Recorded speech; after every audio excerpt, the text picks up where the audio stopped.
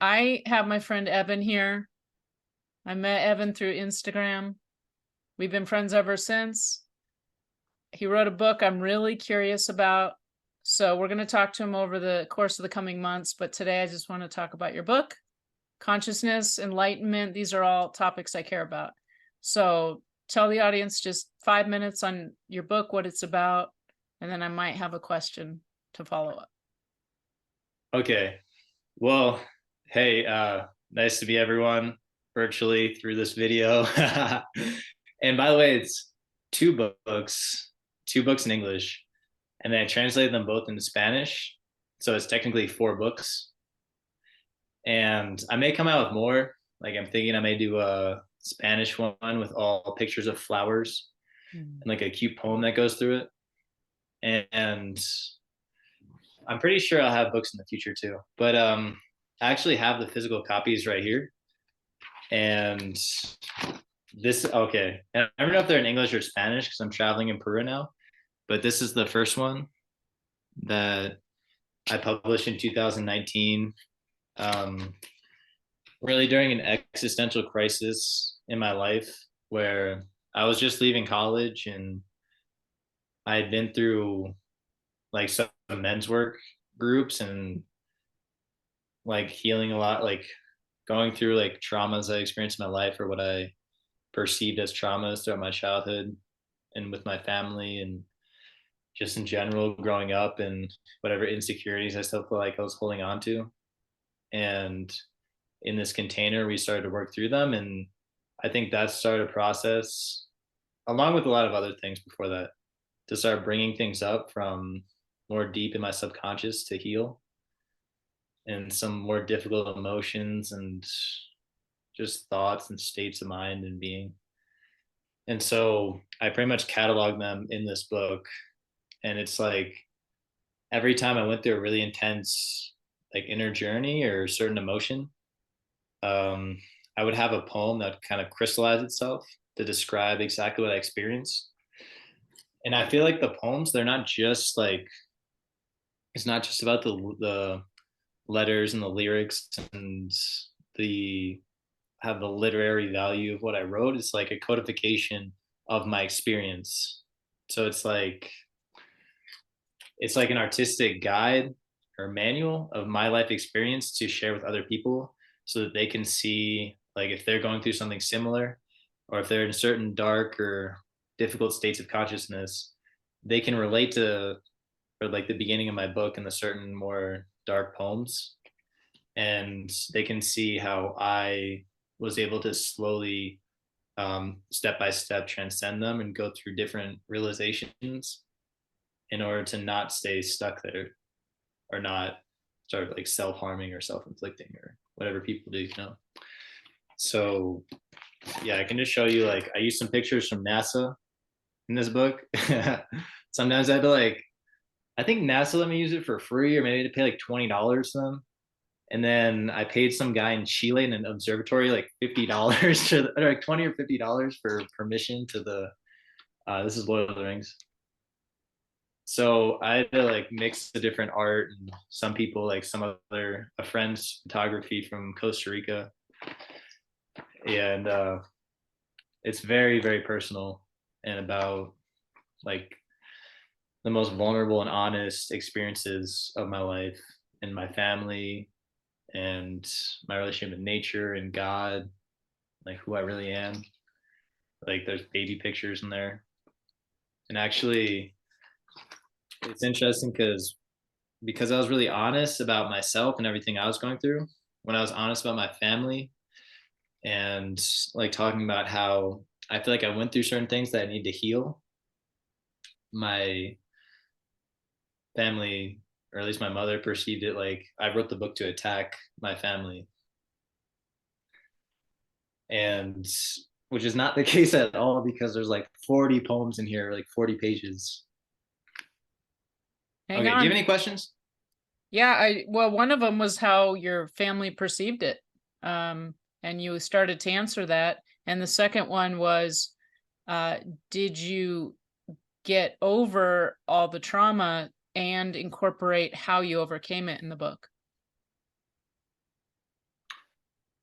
Well, I think the process of overcoming it, I'm not talking about, oh, do these practices or these exercises or this shadow work, but like, for example, I did include like a little bit, like I took ayahuasca the first time, and it was honestly like really intense and hellish, and I was not fully ready for everything I went through. I almost felt like I was dying. And so that was a really intense experience that catalyzed a lot of things and showed me a lot of things really fast that I was just like, I just wanted to come back and be a normal human being and be able to talk to people and look in their eyes and just like be in my body and like have a normal kind of life, you know? So it made me really appreciate just being here physically and like simple things, you know? Like I also had in this book my babysitter who helped raise me, and she's like a second mother. I mentioned her before you, but she was like a more simple person, and she liked to like buy knickknacks or little presents or Christmas ornaments or whatever. And she liked to like watch Dr. Phil and Oprah, and like she just like simple things, and she's folding the clothes, and like she just like showed me that to be like grateful and to appreciate all these simple things in life while we can still tangibly experience them. So, how did that book end? And when did you write the second book? Okay, so this is another cool page of NASA. And this book, like I pretty much went, I'd been investing the money I made from being a summer camp counselor into the stock market, like somewhat close to the financial crisis. So then by the time I was graduating college, it had multiplied, and I used that money to go. I think it was actually 1 year after college. I took the money to go on an ayahuasca retreat in uh, in Ecuador, in southern Ecuador. And honestly, because of my first experience, which I did in Norway when I went on like a men's gathering of the group I was in online for 6 months in my final year of college, I was terrified. I was literally viscerally terrified. Like every night, I could feel my stomach just like turning. But I already felt the call to go to it because it was like electric. When I saw the ad for it, I felt like literally like electricity go off like in my stomach and like in my heart, and I knew I had to go. That was the only place I'd ever, well, that was the only place I knew from that point that I would do ayahuasca again with those shamans in that group in that setting, and I know it would be safe. So when I went there, which I was like resisting a lot. I think I was just really afraid. And when I eventually went there, I was still afraid. I think I was just like in shock. I remember like before taking the ayahuasca, like I was so afraid that like I think I took a selfie and I was just like felt like in shock or something, you know? But I knew it'd be okay. Like I could get through anything. So I got through the first time. So I just took a much smaller dose the second and third time. And the second time I could come in and out of the experience more and learn some like basic lessons and not just be like thrown into the spirit world like just like on a rampaging like crazy infernal roller coaster. And then the third time is what I illustrated here, where it's just a very like, you know, it's a very simple illustration, but it's like what it says is I'm God, I am not God, I am God, I'm not God. Is like it's basically like who am I? Like who am I fundamentally? That's what I mean, the woman guided me to make that my intention, so I made it my intention to reconnect with my soul and know who I truly am. And then this is the depiction of my experience, which is where like I had to let go of a certain belief system I had, which was actually in the medical medium. It was directly addressed. It was like in my heart.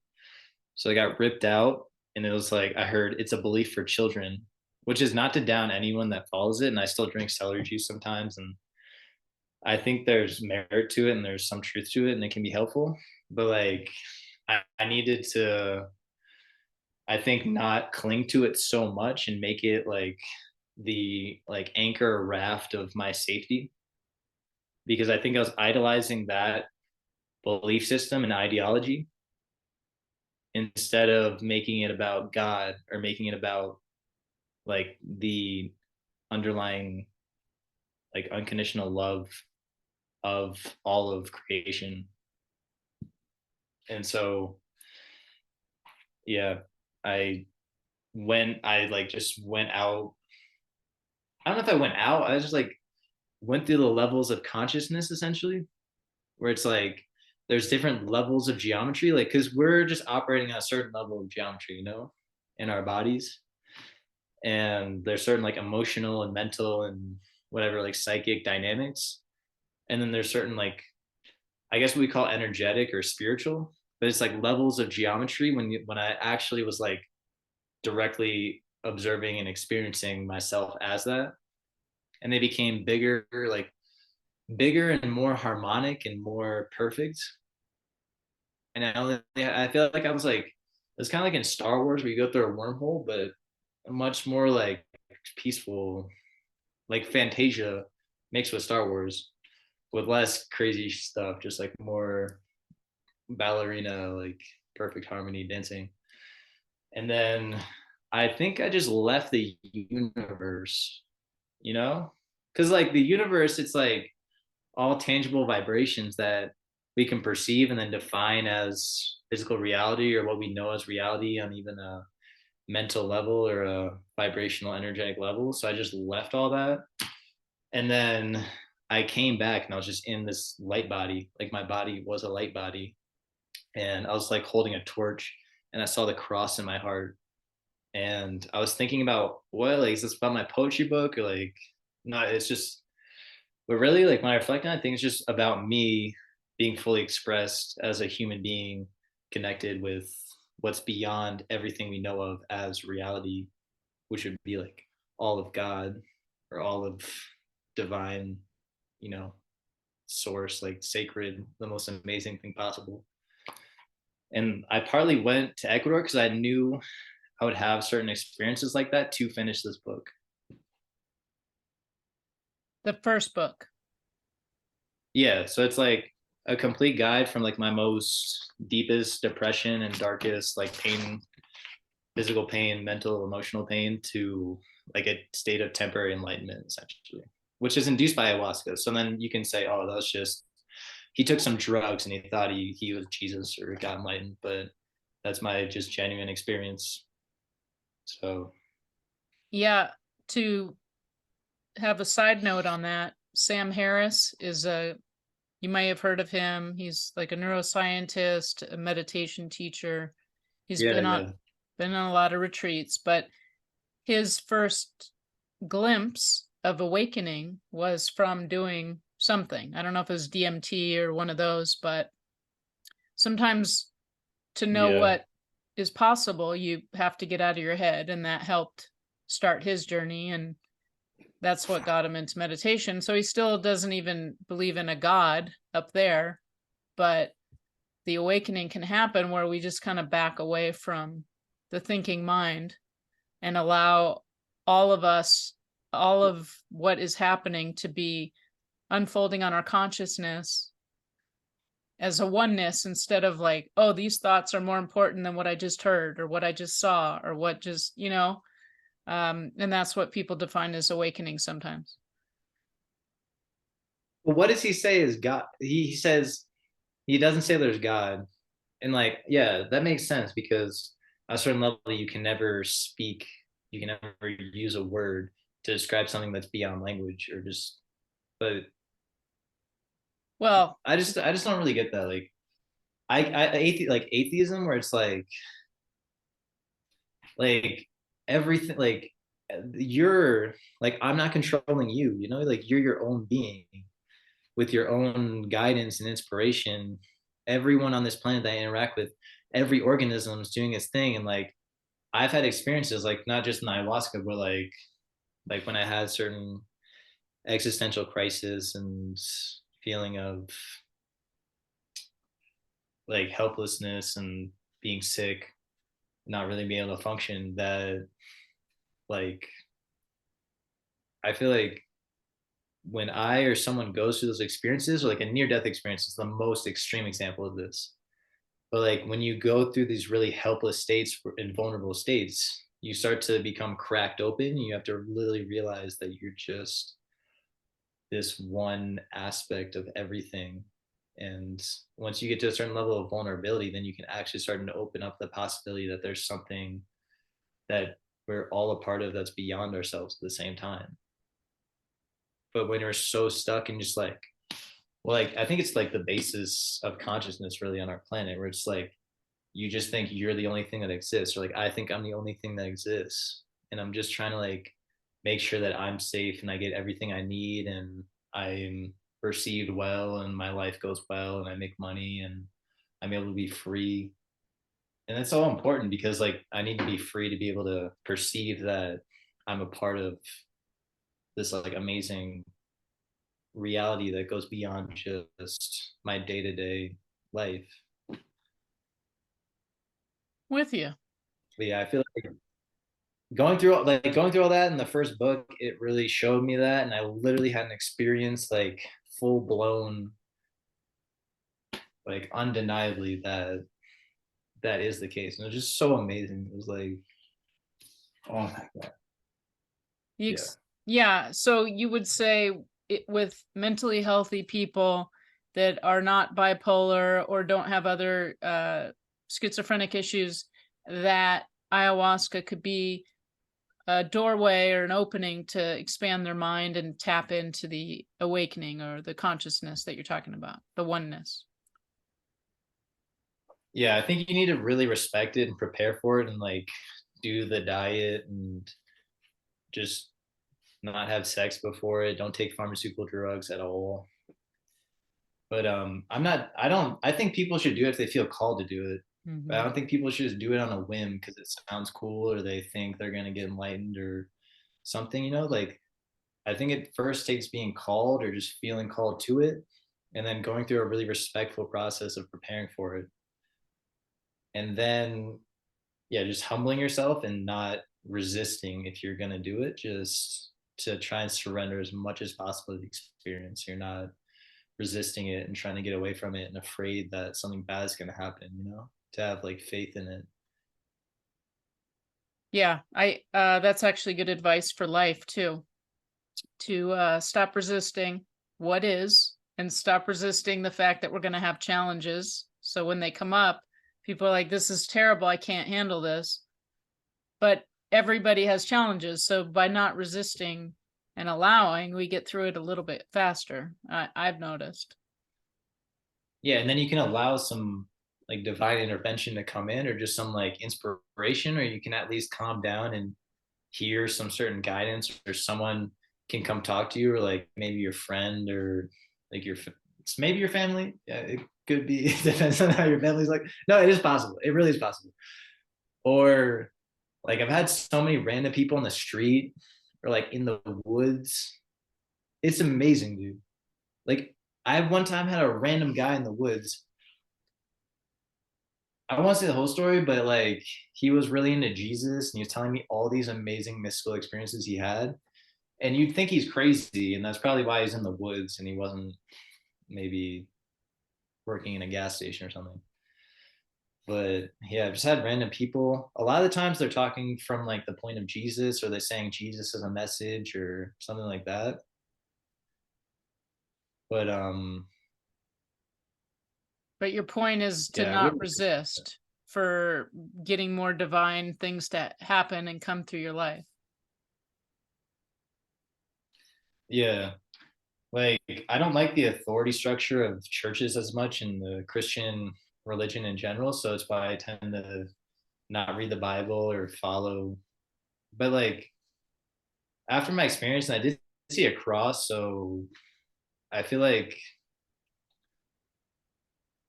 there's truth in Christianity, and I don't doubt that people can have like an incredible like divine connection with Jesus, and that can guide them towards this higher experience of life.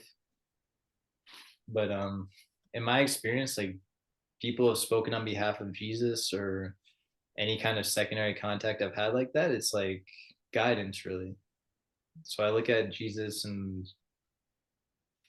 Christianity and the Bible to a certain extent as like a guiding system. Because in my experience where I actually connected with that energy, I wasn't I wasn't saying that Jesus was my savior. I wasn't kneeling or bowing to Jesus. I just let go of enough that I could like detach and then come back as an embodiment of that. I was like able to be transformed enough. So that's why like I meet so many people who follow past and they feel really uplifted and enlightened by it. And yeah, I don't see that one path is like the only path and every other path is shunned or punished or rejected because it's not following that one doctrine set out. But I can see how seductive it is to think like that, because when you find a path that feels that good, you want to reject everything else in order to focus just on that path and really get into it and really immerse in it. And it's hard to fathom that anything else could be that good. I also don't want to offend everybody on the internet, so we're going to switch a little bit to the second book in the interest of time.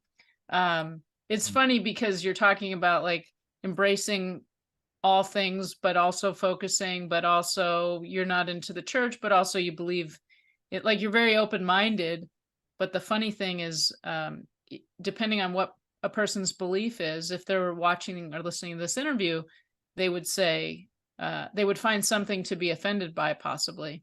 So it's an interesting thing, the beliefs of when people do stick to one belief system, and it's hard to accept other things. They could be perceived in certain ways. So I'm also open-minded spiritually. I do believe in God, and meditation and consciousness. So that's what I want to lead into your second book, because the title always got me. I automatically forgot about your first book again tonight because I wanted to talk about the consciousness book. It's like another lifetime. But okay, so just tell me how that came about, a shorter version, and what you want to share about that book. Okay, so this is the second book here that I printed in English in Colombia somewhere, I think. And it's called On Nature and Consciousness. And this book, it's not as wild a roller coaster as the first book, and not as like super personal and intense and vulnerable, because that was what my first book was for. And I don't need to like keep going on that loop in order to like make more content, you know?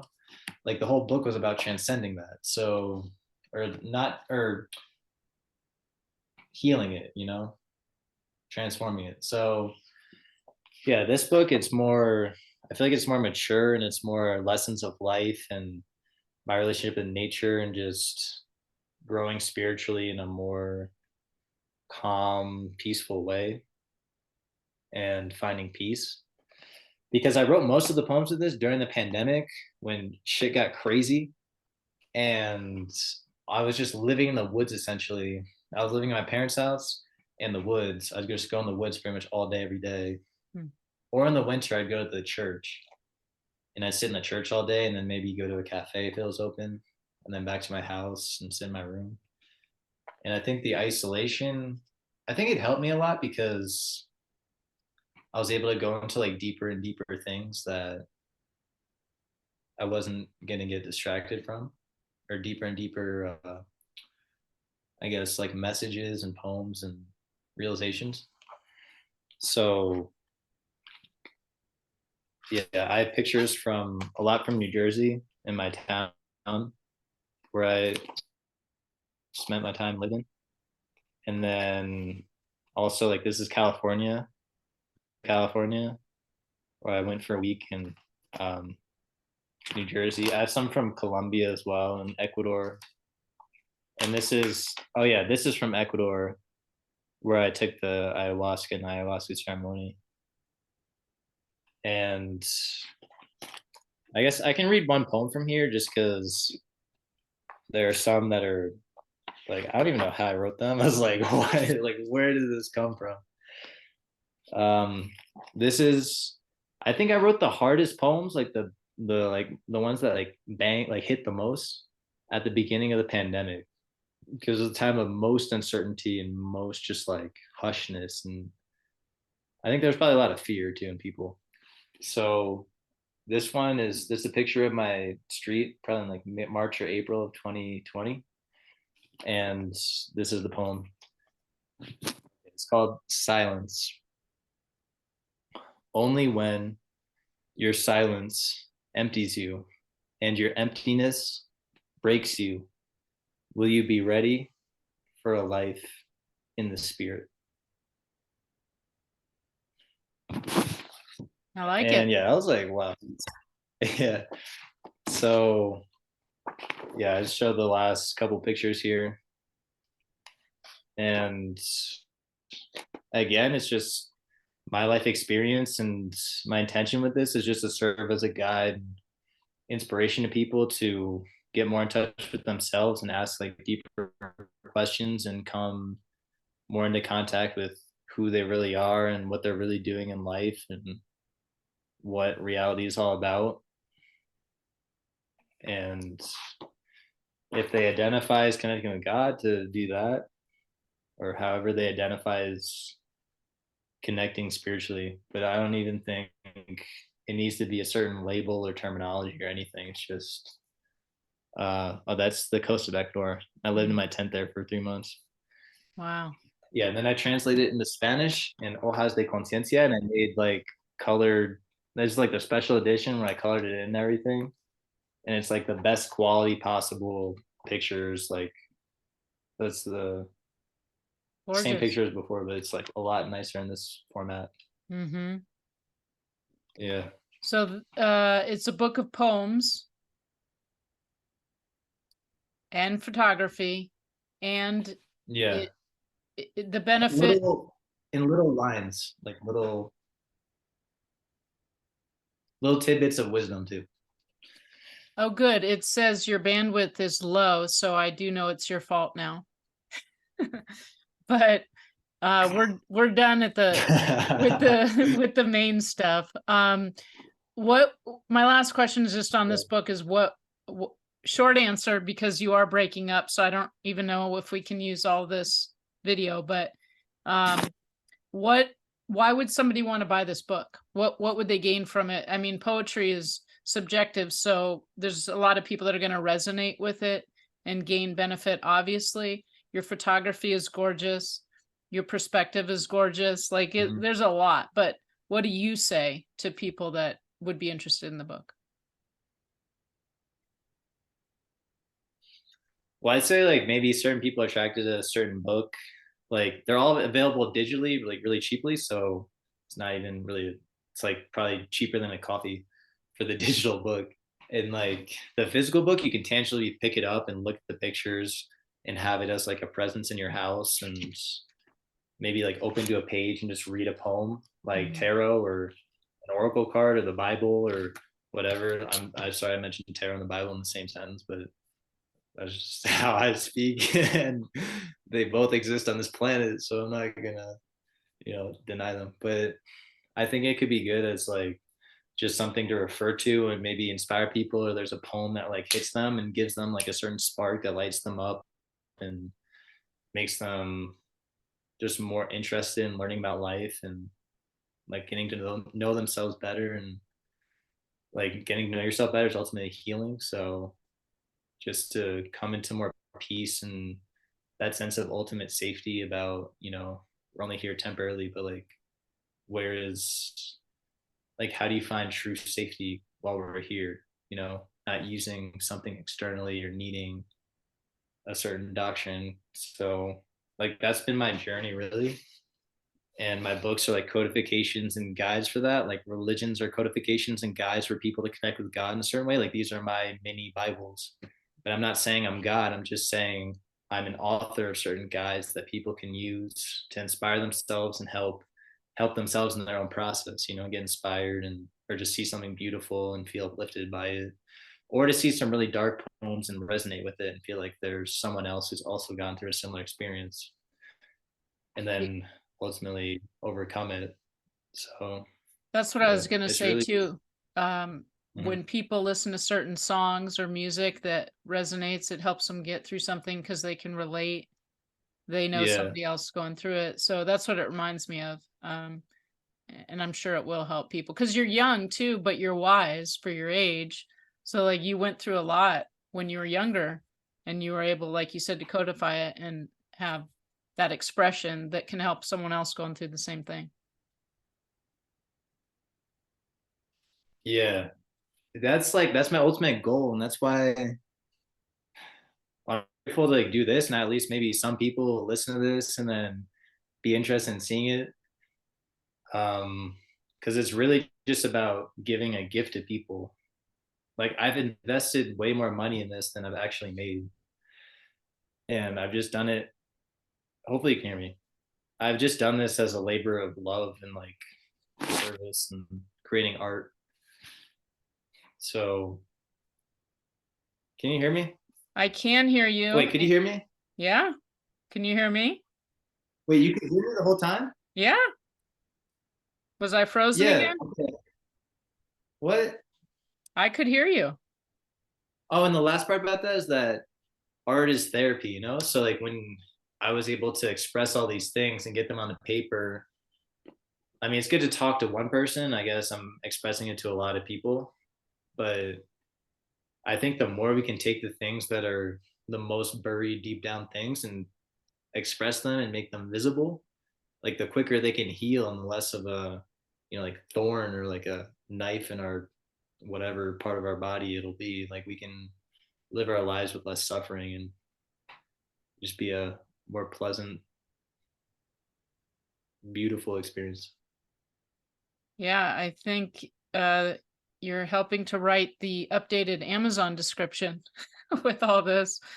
I'm I making don't some know. Yeah. I'm making some notes. Let's end the interview portion because I want to just focus on your book for this part. So I appreciate you sharing those, both of those, and the fact that they're in Spanish, because then you can reach even more people. And you wrote the Y Spanish.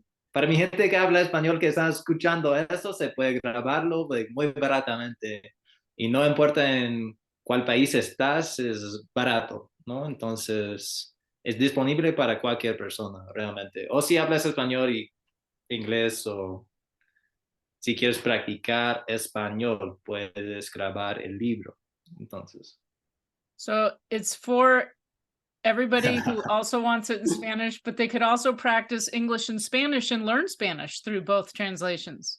Yeah, you could just use these books as a language guide and just learn the language. Yep. Because I had to look in the thesaurus and I had to look in the dictionary and help get Spanish speaking friends to help me edit these books so much. So they're mostly to the point, like accurate translations. Sometimes I had to change it, but yeah. Well, you just brought up the fact that you are bilingual and offer Spanish lessons, I may add. So we fit that in there. But Yeah. the truth is too, though, that helping to reach more people out of their darkness and share your light is valuable. So the fact that you translated it with your friends as well is different than just going through Google Translate. It's poetry. It's unique to you. It needs to be from you. So I think that's makes it much better than something you just get off the internet. No, no, I translated myself, Yeah, but then I had friends help me edit it and make sure it didn't sound ridiculous. Like, because I right. wanted to translate everything really literally. But No, I'm with you. I've translated things poorly through Google Translate. So uh, yeah. yeah, I've taken a few lessons of other languages, and definitely you need somebody that's a native speaker to make sure it's right. Yeah, and also it's about like the intonation and the impact of the poem. So if I just have a robot making that, it doesn't have like on a certain level it may make sense, but it's not like me like expressing the word directly, even if I have to modify it somewhat into another language. I want it to still like hit, you know? So I need to make sure it's the right words, and sometimes it needs to be a different word that the robot wouldn't necessarily use or think of as the first word. So Yeah, I'm with you. That's amazing. So I'll have links below. I'll have links in the article. We're going to have an article as well. And the main thing are the books and the Spanish lessons. The ayahuasca experience is a bonus because people are curious about that. We're not yeah, going to that's their promote own it. life path. I am not an ayahuasca or financial or medical advisor. There's no medical advice here. See your doctor if you have aches and pains. The medical medium would not approve of it, but ironically, that was directly addressed in my ayahuasca experience. So then you have to be like, I don't know. Everything is like your choice in life, and we have to live with the consequences. But yeah, just don't be afraid if you do it. Yeah. I forgot you talked about medical mediums, so I'm pretty sure we've touched on every possible topic to insult people. No, that's good though. It's just like it's good because if someone gets offended, then they can like start to reflect on why they're offended, you know? Because if you're really sure about it, you don't need to get offended. You just say like, "That's stupid. I know the truth," and you're good. No, I agree with that. Yeah, it's really hard to offend me. Maybe if you talk about my mom, but that's about it. Your mom's cat. I know, How right? fat and gorgeous. Wait, she or he? Misty. Oh, she. Yeah, she's a babe. Yeah. She's a babe. She's world famous now. She goes hard for those donuts. For those She's kitty. she's getting a little chunky, but we got the Misty plug in too. So we got all the plugs in tonight, plus all the controversial topics. Thank you. Yeah. Thank you. From Peru. Yeah, from the Sacred Valley of Peru. That's amazing. That's amazing. Thank you. I'm gonna Yeah, stop the cool. recording, but you can stay on for a second. So we're gonna say goodbye to this part.